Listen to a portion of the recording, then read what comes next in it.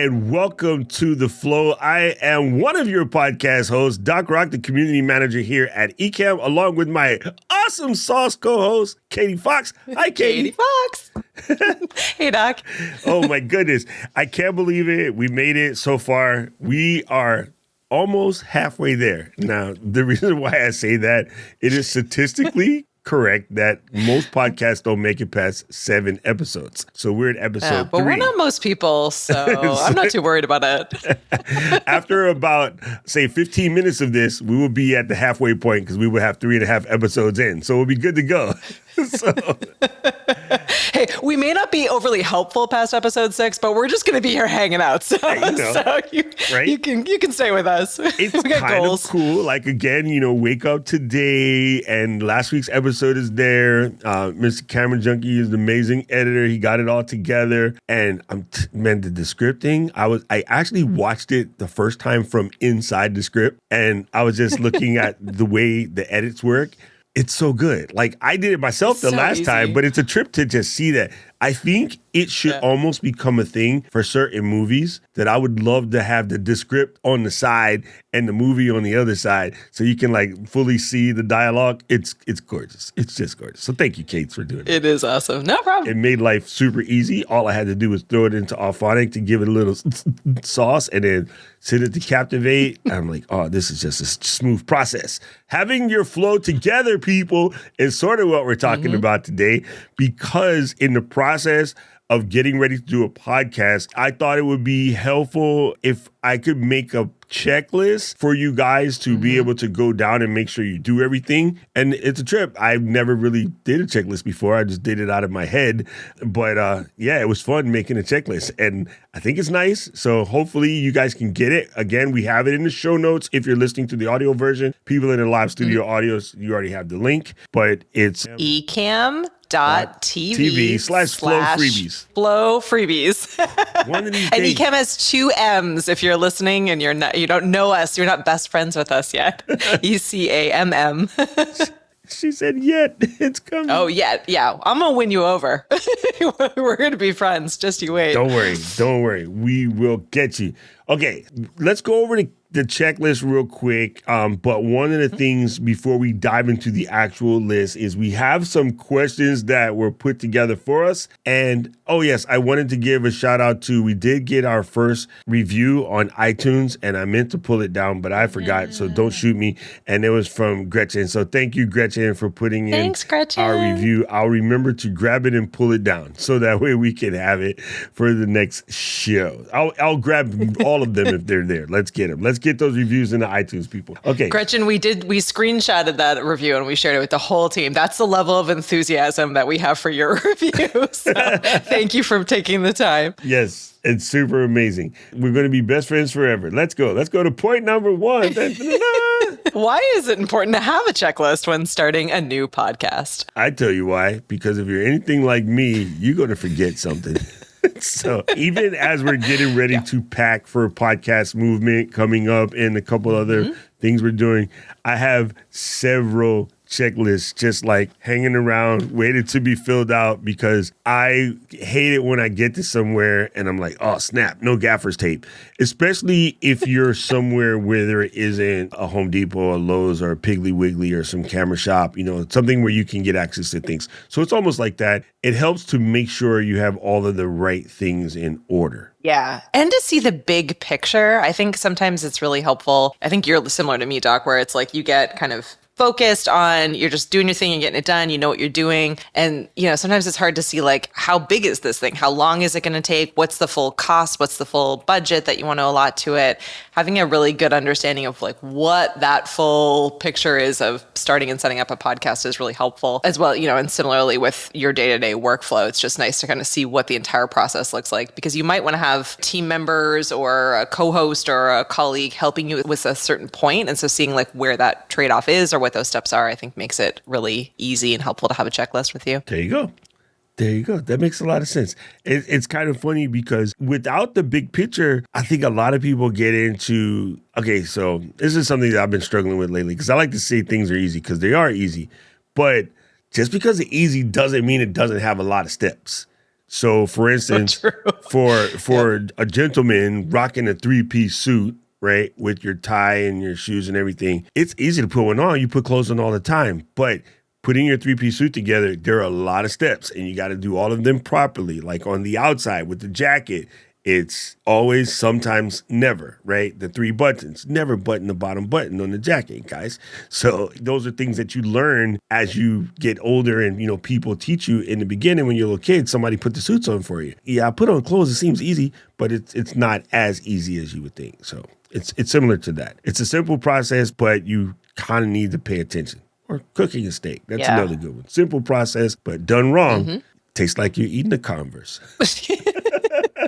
I think too, the final reason is that this podcast in particular is completely focused on helping you, the listener, the viewer, the reader, the fan, to be able to understand what it takes to get up and running. So, having a ton of different resources and being able to visually see the entire process from start to finish is hugely helpful for all of you out there who are like, I've been thinking about this podcast thing, but I'm not quite there yet. Or I've been thinking about adding video to my podcast, but I don't know. I think having kind of the map on what it's going to take to get you there and what all the steps are, even if you're not going to check all these boxes, maybe some of them you're like, nope, not doing that aspect of it, which is fine. At least Yeah. Yeah, exactly. Answer. Okay, I like that. All right, let's go to the second point. Kate's. How much time does it take to complete this checklist? This one's for you, Doc, because I'm still at the beginning of working my way through this one. I guess it somewhat depends. I think that there are portions of this that are never complete because you're going to do them with every episode. In general, just to get a podcast up and running, you can do it in less than a day, honestly. It just depends on your level of perfectionism. Yeah, there you go. I was trying to think of a nice way to not curse myself out. You're like, your level of extremeness. Yeah. If you're not like me, you can get this done in a day. I tend to tweak out on things because I'm like, I got to make sure this is perfect. And honestly, especially anytime it comes to creating or podcasting in general, that has been one of the flaws for me, is me wanting to make it like it was when I was in radio. And I'm like, this is podcast, fam. It's not radio. You don't have to do all of those things. And I'm like, yeah, you do. It's like if you know how to help someone change a tire and you drive past them on the side of the road, you feel kind of bad because you could actually go help them. Yeah, I think that's how I am about trying to make things perfect when they don't have to be. Luis and I were talking about this the other day, even about putting out the edits. And I'm like, you don't have to make it perfect because we're trying to simulate to people that it's okay to start crusty and get better. And he said, okay. And then I'm looking at the edit and I'm like, sure. Luis, the edit's pretty flawless, dang it. What are you doing? Just rush it out. And he's like, no, I can't. I'm sorry, I can't. And I was like, all right, I feel you. All right. I was over here talking spicy, like I could do it, and I can't either. But for you people that don't have this problem, don't start none, won't be none. # James Brown. It's a fine line. It's a fine line to walk between getting it right and, producing quality content. So you definitely want to be able to have a mission and have a purpose and get the content out there that you want to create. But yeah, don't try really hard. And this is from 2 serious perfectionists coming at you, but try really, really hard to let it go. If you're working through this checklist and each one of these steps is taking you days and days or weeks, there's something wrong. You're overthinking it. You need to take it back a level and, consider whether or not there's something else that's getting in your way. Or, maybe you're not prioritizing this properly. Maybe you're trying to do this in the middle of everything else and it's in between a bunch of other things. So correct. It shouldn't. Yeah. It's the same thing too with, I think it was Ross that was asking a couple of weeks ago about how long it takes to edit a Descript transcript, which is a super awesome question. And again, when I first started, hours, where I was like every little word and I was like, this needs to be capitalized. This needs to be capitalized. And then you kind of get, again, into the flow of it or, into the habit and the ritual of doing it over and over again. And the tool is learning. So it gets faster each time. So some of these checklist things, if it's the first time doing it or it's just a one and done checkbox on the checklist, it may take you a little bit more time than some of these recurring steps that will become part of your process and will become part of your workflow. they will get faster as you're doing them more often, as you're more comfortable with it. This second week of us getting everything out audio-wise, way faster than the first week, because you're like, here are my list items, got them out, you're a doc, so I know he's got them out.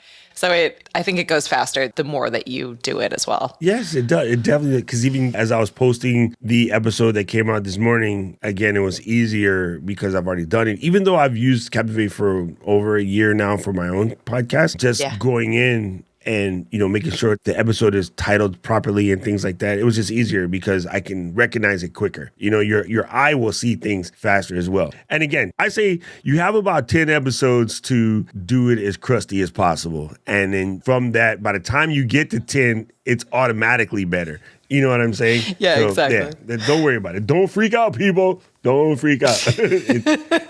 Deep breath, everyone. Deep breath.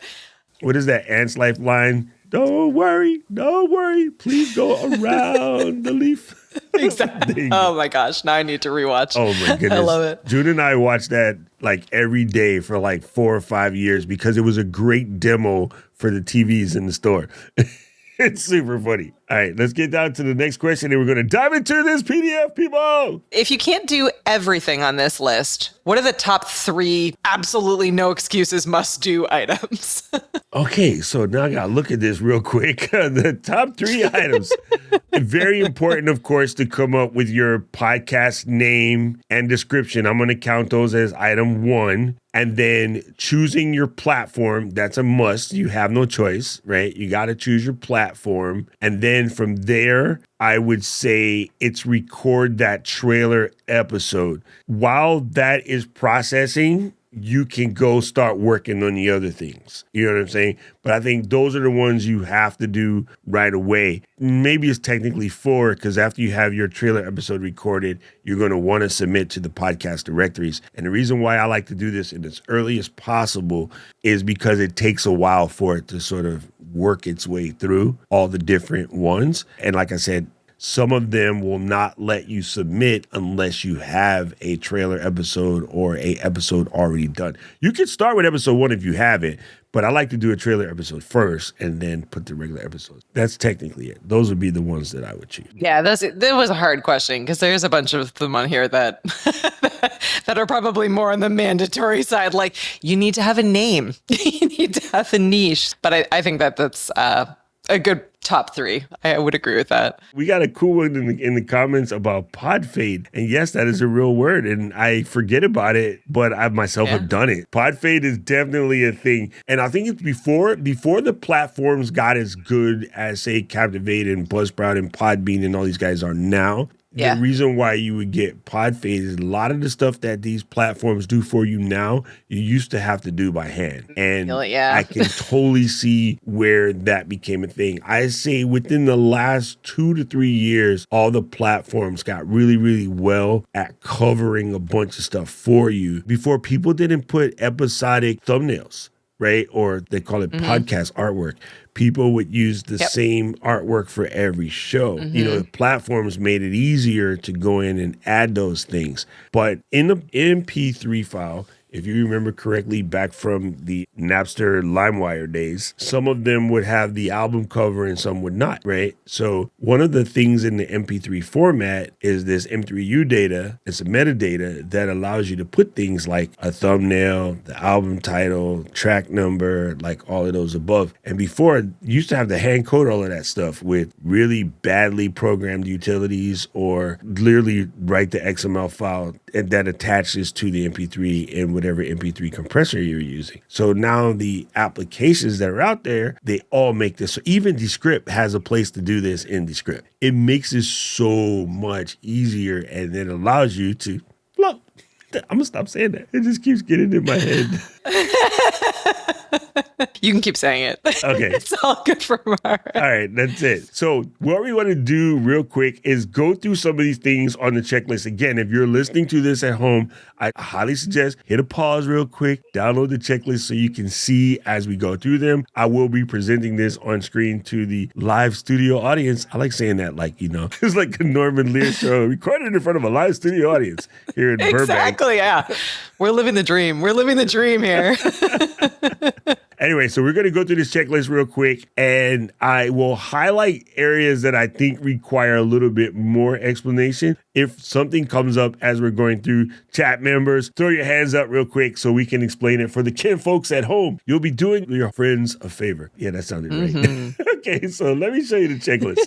This, my friends, is the checklist. Visual people at home. There's a nice little logo at the top and a bunch of check boxes. So here we go. Create a niche. Very important to create a niche, pick a genre. And the reason why creating a niche and picking a genre is so important is most of your aggregators are going to ask you that question. You can change them later, so don't get too nuts over it. Here's something else I just remembered as we were talking about it, because Dean Reynolds came into the after questions thing later. We had on the video that was posted on YouTube, and he said, why did you pick Captivate, say, over Anchor? Anchor only allows you to get one niche. I mean, one category. I'm just not a fan. And then the other thing that they do is you'll notice when you set your stuff up, especially with Apple Podcasts, you have the ability to create sort of a network in case you become a multiple show type personality, and they make you put the podcast on their Apple network thing.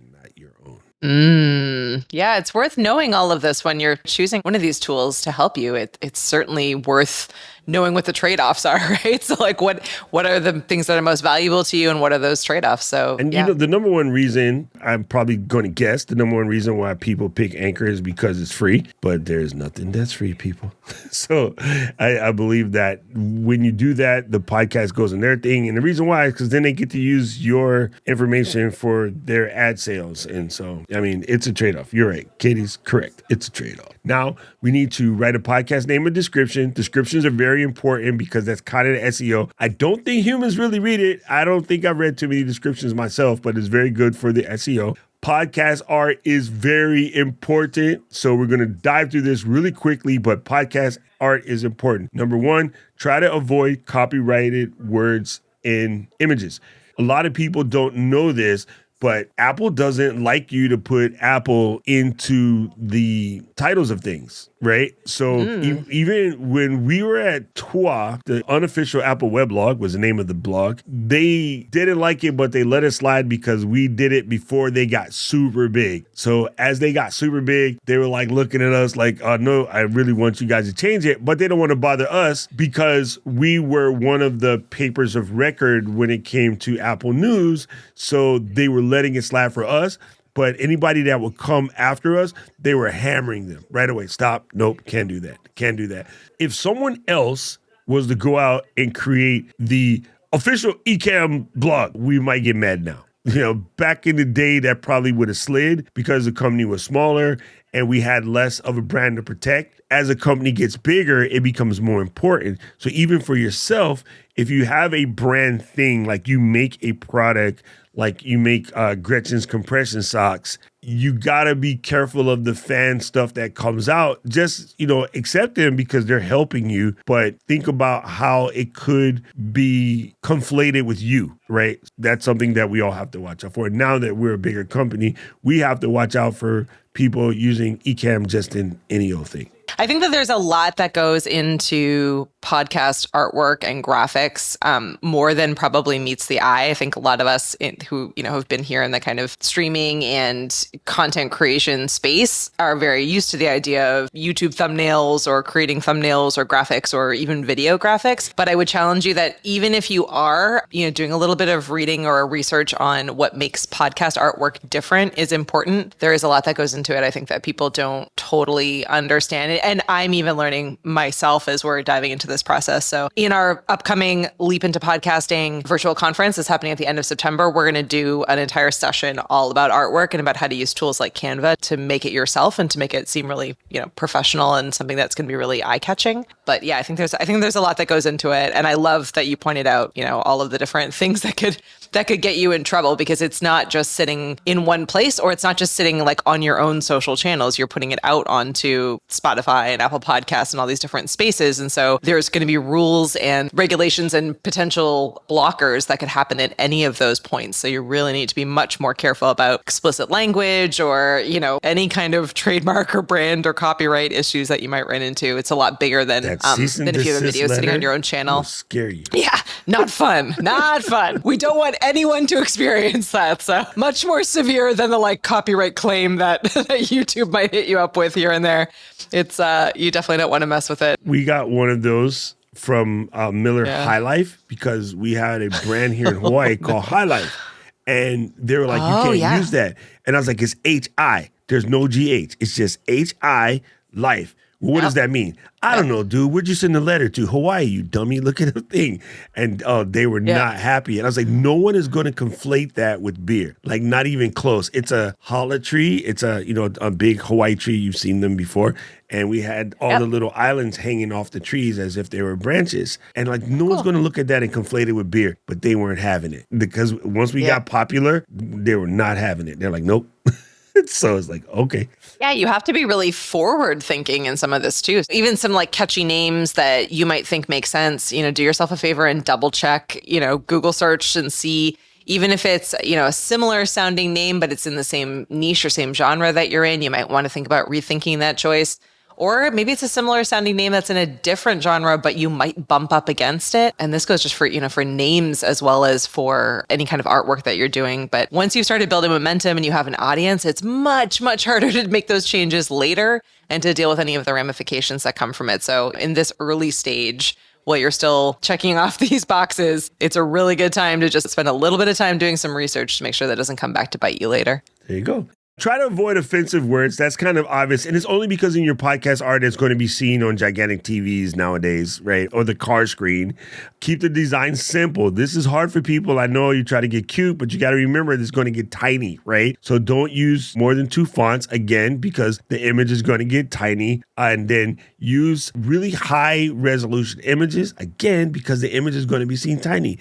A lot of people, you're going to see this. Look at your phone and go to podcast directory in your Apple Podcast app or your Android Play app, and you'll see a lot of them, you cannot read the thumbnails. You do not want to be that person, right? Look at the people that have really nice, clean, easy to read thumbnails. That's what we're trying to copy off of. Make sure you use good contrasting colors, same reason. And yes, you can use your face, unless your face looks like mine. Set up your social profiles for your podcast. Don't use Doc's face. Oh yeah, don't use my face.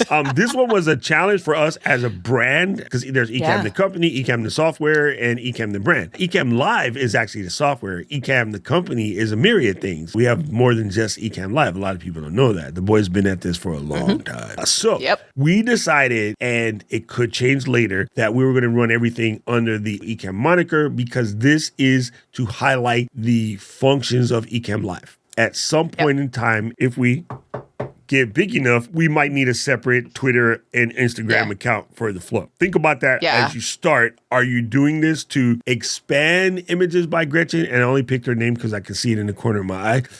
Or hey, Gretchen. If you are trying to do a very particular product, which is Gretchen's compression socks. Well, she don't really make compression socks. I just keep saying that because I'm looking at my list of things to put in the travel bag. The old people problems. So yes, just make sure you do that. Go ahead, Kate. Yeah. And I mean, rule of thumb anyway, for years of working in the social media marketing space is that only open accounts that you can consistently update and manage. So if you already have like an amazing online presence and you're launching this new podcast or video podcast, it might not be a bad idea to start by just leveraging what you have and start talking about it on those platforms before you make the decision to actually open up its own platforms, because you will be splitting your time. So if you're the kind of person that's like, all of a sudden you're going to have 2 Twitter accounts, 2 Instagram accounts, 2 Facebook pages, and unless you have the bandwidth to be able to populate those with unique and relevant content, it's not going to be worth it. The worst thing you could do is open up all those accounts, spend all that time, spend all that money and effort, get it up and running, and then have it end up in a deserted island space because you don't have enough content or you ran out of time to be able to properly manage them. So only do what you can take on, only do what you know you can do well. I'm saying this again for the people in the back. Do not create accounts that you cannot consistently keep up with. That is so a nail in the coffin. That one will jack it up really, really quickly. Okay, let me go some further.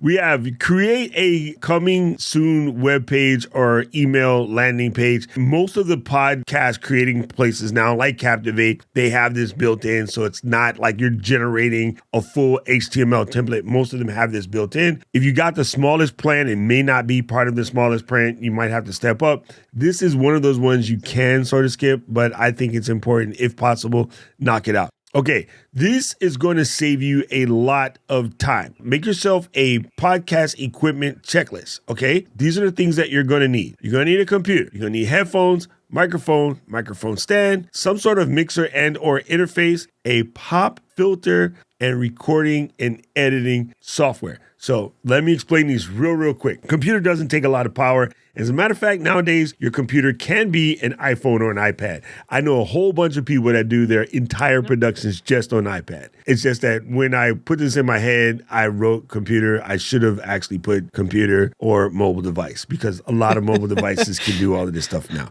There's some great podcast specific apps in your iPhone and your iPad. Also, for the most part, computer doesn't need to have a lot of craziness in order to record a podcast. When you go to the editing side, you're going to wish you had a little bit of bass, but you can record one with pretty basic computer, right? So don't freak out. Yep. Don't go buy a Mac Pro just to do that. Headphones are very important. You do not have to get the podcaster can headphones that cover your whole head. Yeah. Both of us use in-ear monitors. I love these because it allows you to get a little, flow with your head and you don't look like Mickey Mouse. For those of you who are conscious about that thing, I just like them because they sound great. They're inexpensive. And I tend to buy expensive over-the-ear headphones because I like listening to, music at a level of enjoyment. And I overusing them for podcasts, it eventually breaks them and it sucks. So I like my headphones to be my headphones and these to be for this,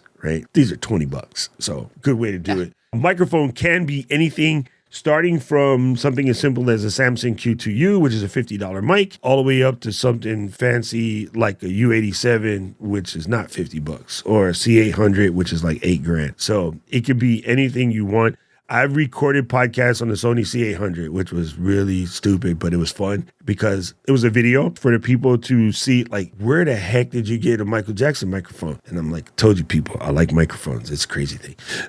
So yeah, anything, your phone, you can record your phone. Nowadays, it's going to get better if you use a dedicated microphone, but don't stop yourself because you think you need to come out SM7B. It's not necessary. You should always have a future goal anyway, and you'll work your way up there. So yeah, start with something I like that. Simpler, cheaper, focus on the content first. And, and as you get better and more popular, then treat yourself. Start working up towards what you want. I like that. Started with a goal in mind. I really like that.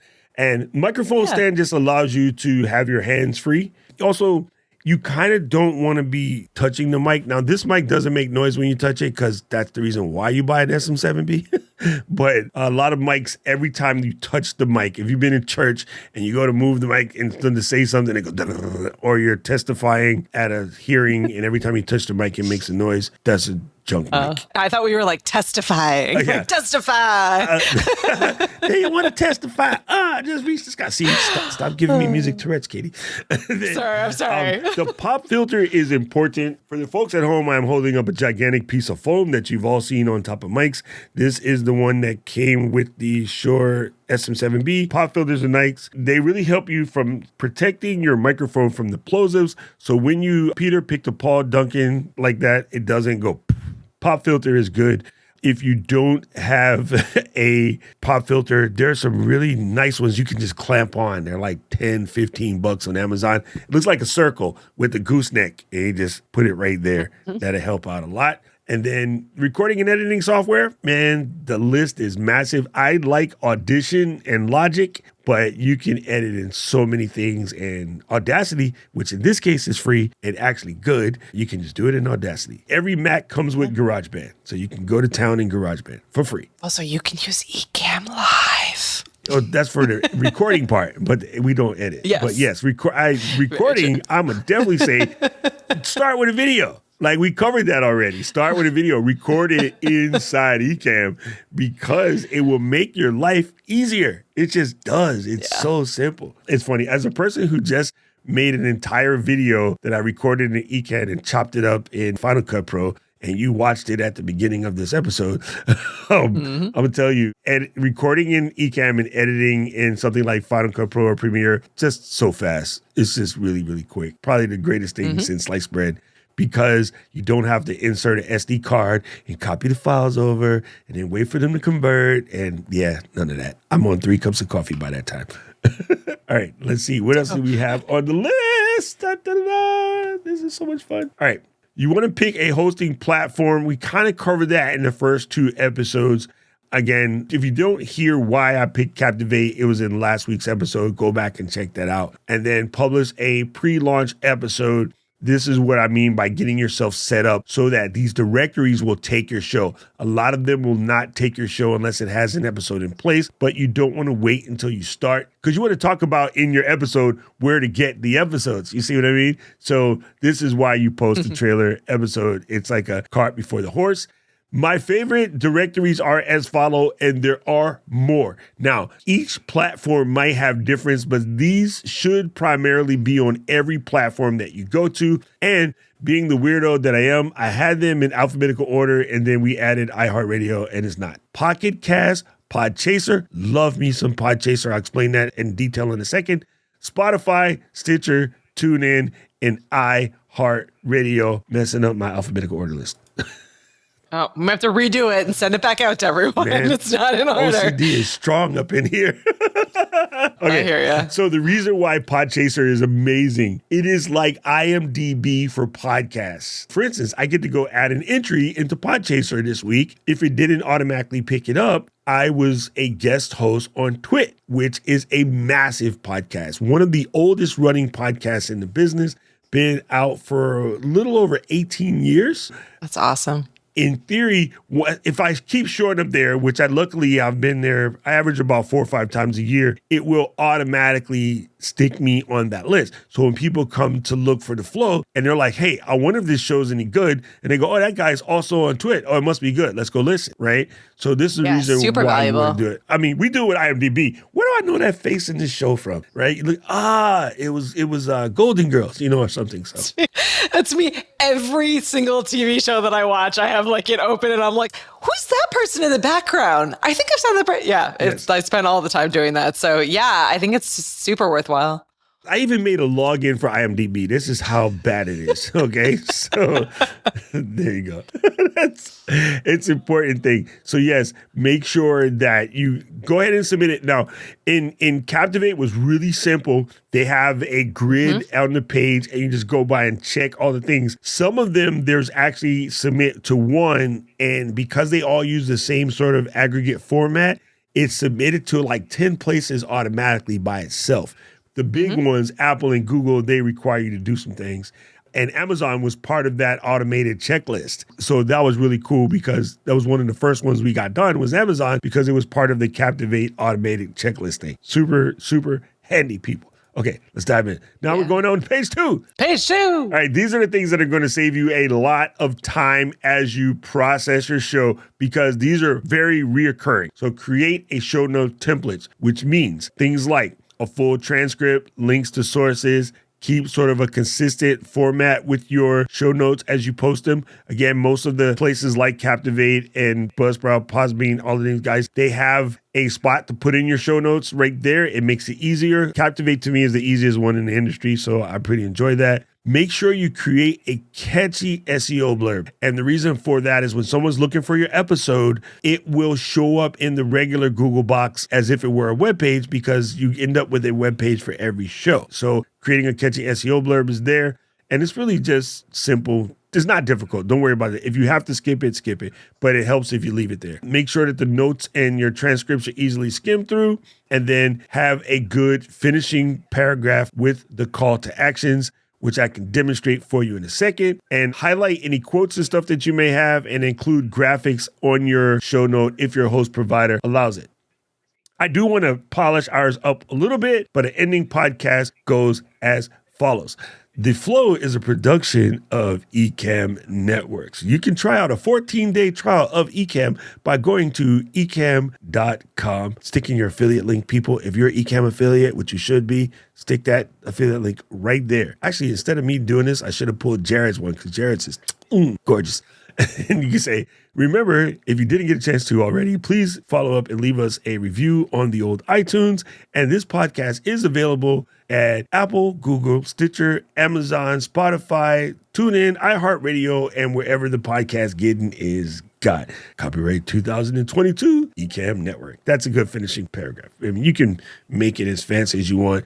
That's important to have, and we still need to polish ours because I just been doing it, but it should be way more fancy than that. It gives people the vibe that this is like, again, an NPR show. Listen to the endings of NPR shows or Freakonomic Networks. Dun, dun, dun, dun, dun, dun, Stitcher, right? Like, that's why it's there. Yeah, listen to the endings of good shows and build your show off of that. It doesn't have to be perfect in the beginning, but you want to get it there as soon as possible. Any thoughts, Kate? No, this is great. This is beyond the steps that I've gotten to. So I'm learning in co-host mode. I'm like, yep, that makes sense. Now, this was incredible. And luckily, Katie and I did this early on. And you should get yourself a list of topics that you're going to cover. Put them somewhere. Build yourself an idea bank. I've put in here Apple Notes, Asana, ClickUp, Drafts, Google Notes, Notion, record small videos for yourself. I'll explain that in a second. And spreadsheets and Trello. You want to build yourself a good recording spot so that if you sit down to an episode, what should I record today? You can go, okay, I'll take number 7 for 100, Alex. Do yourself a favor. Trust me. This also allowed our graphics team to make the thumbnails for like the first 10 episodes already. They're just ready to go. So all they have to do is record them, and that's part of your flow. You see, you're taking a step away from yourself. So while you're forced to watch something on TV that you didn't want to watch, that you end up kind of liking, can't believe I didn't want to watch Severance at first. I was wrong. That show's wicked.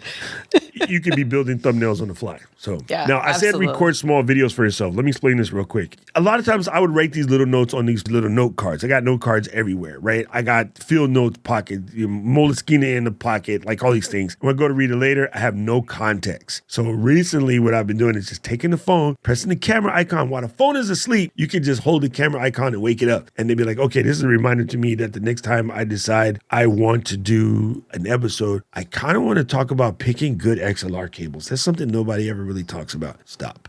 Now when I go to look at those, I can actually know what I was talking about. So record yourself a voice memo or video memo. I pick video memo because all of our people are live producers. The thing that we always hear, I don't feel good on camera yet. Do a bunch of those, you'll get good just by yourself. Now we want to record a first episode. We did that. Edit the first episode. Boom. Did that. Record an intro and outro. That's kind of the paragraph type of thing. Or, hey, everybody, welcome to the flow. If you want to have the same intro and outro every time, that can be done. Ours is a little organic for right now, so we don't really have this box checked. So I would say that is optional. Upload to the hosting platform. Again, we use Captivate.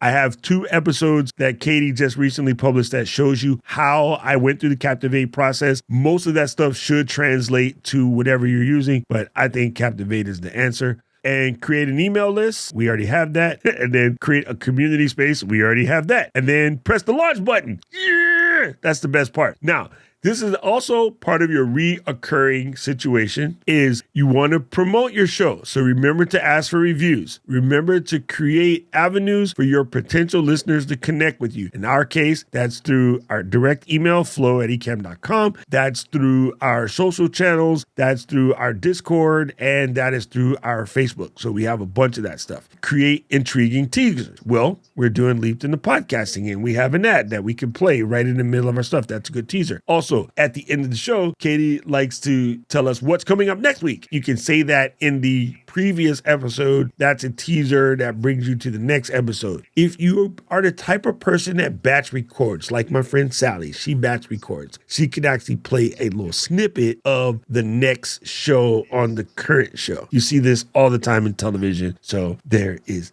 that, people. And you want to generate your subscribers from your mailing list, which Katie does. She sends out the mailing list. Involve these services of social media influencers. asking people that are in your network that are very powerful to help you promote the show, come on the show, be a guest. So like, as we get into this, we'll bring in somebody like Nikki, and Nikki will be able to help us add a little, what is the word I'm looking for? Je ne sais quoi. Je ne sais quoi, there we go. Which means, I don't know. It adds a little credence. There you go. That's what I was looking for. Yeah, there you go. Network on social media. And if you really get it to how you want to get it to, run some paid ads, use your guest network, which is what I mean by bringing Nikki onto the show, and then use your network. So that's all the different ways that you promote, and it ain't the whole thing. There's so much more to promoting. It's a never-ending process, right? The promoting side is, I think, where most people stop. And how come nobody listening to my show? Yeah, no one's going to listen if you're not focused on the content. So, again, like all of these things on the checklist, like there's no point in bringing on influential guests if they're not the right guests that relate to the content that you're trying to create and the audience that you're trying to serve. And, no one is going to come if you don't consistently give them the information that they need and post it at a consistent time and, and show up. We send out an email every Monday morning, to our Ecamm show network that lists all of our upcoming live shows and information on this podcast.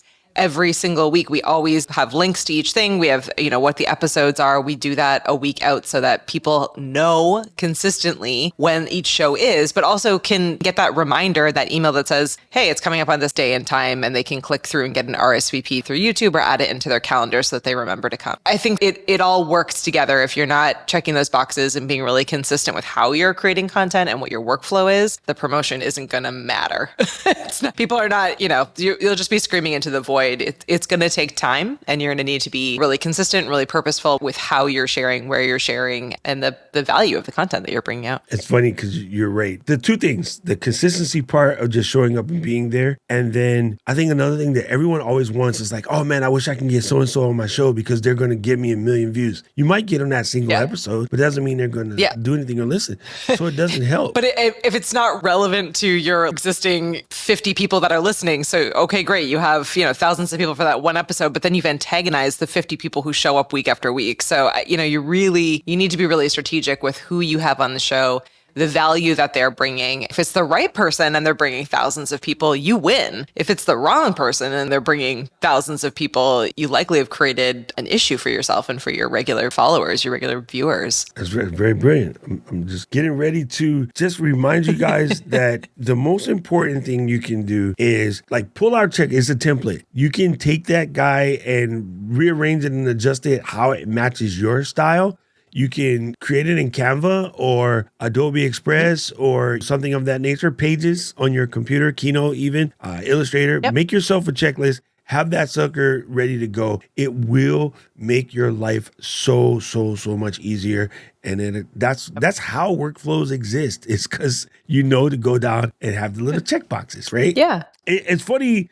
I used to get irritated when we first started working, and I was working at this pizza shop, and they used to give us this checklist we had to do every day to make sure that the doughs are in the right place, all the little veggies is cut, the tomato sauce bins are filled, the mozz, as we called it, mozzarella things were filled, and blah, blah, blah. And I hated those checklists. I'm like, man, we come in here, we make pizzas 8 hours a day, 6 days a week. We know this inside, outside, backwards, whatever. Like, why do we got to do this checklist all the time? I always thought it was irritating. And that was high school. And I go to the military where everything lives on checklists. And always thought that was irritating. In one of my jumps, pulled the parachute cord and it opened what's called the closed canopy. And then I'm like, uh-oh. And I'm just thinking, oh, I should have been nicer to Miss Rosen. I'm going like 210 feet per second. You're coming to the planet faster than you wish. And all of a sudden, what pops into your head in a situation like that is, you're training, do the checklist. Okay, try to untwist the risers. It doesn't untwist immediately. Go down the chain, disconnect, pull your reserve, land on the ground safely, call your mom. Right. Yeah. So after a situation like that, or being a paramedic in the military, when we go to certain sort of rescue situations, you follow a SOP or standard operating procedure or protocol. You go right down the checklist. I got it, and now I'm a checklist phenom because of things like that.